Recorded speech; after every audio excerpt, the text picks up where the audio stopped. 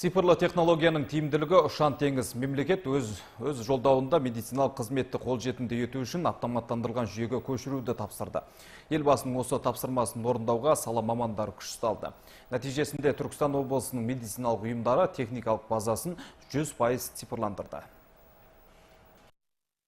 Цифрландыру аясында пилоттық жобаға Түркістан облысының медициналық ұйымдары 2018 жылдың сәуірінен бастап енген. Содан бері ақпараттық жүйелер кезең-кезеңмен цифрландырылып келеді. Жалпы өңірде 38 медициналық мекеме болса, оның 100% ақпараттық жүйемен қамтылып отыр. Бұл мақсатты даму, жарқын болашақ, Казмединформаты жүйе таратушы 3 мекеме жұмыс істейді.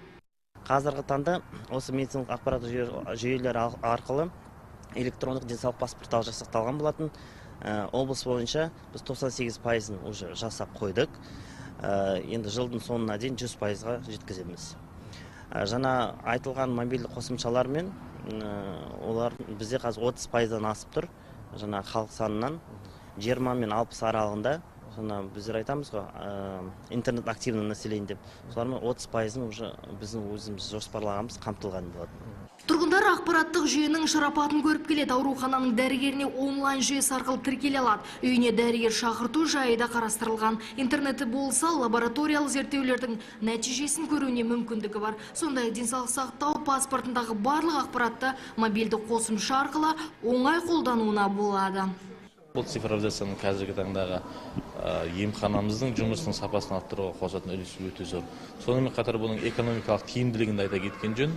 Бұрынғы таңда біз осы науқастарға берілетін медициналық құжаттамалар, сонымен қатар тексеру қорытындыларын жазатын медициналық бланкілер деп айтамыз. Сонымен қатар рентген пленкаларымыздың барлығын шығаратын болсақ, қазіргі цифровизацияға өткелі берді. Ол нәрселердің барлығы бізге қаржымызға үнемделіп түсіп жатыр. Бұл өз кезегінде біздің осы қазіргі жақсы жұмыс істеп жатқан дәрігерлерімізді ынталандыруға, яғни қосымша қаражат беруге мүмкіншілік туындатып отыр. Медициналық қызметтің түрлері қолжетімді әрі сапалы болуы басты міндет. Осы бағыттағы жұмыстар әлі де жалғасатын болады. Түркістан қаласынан Райбиға Бақытжанқызы, Нұрсұлтан Әбдірашит, Рулан Рүстемов, Нұржігіт Барпиев, Тұран Ньюс.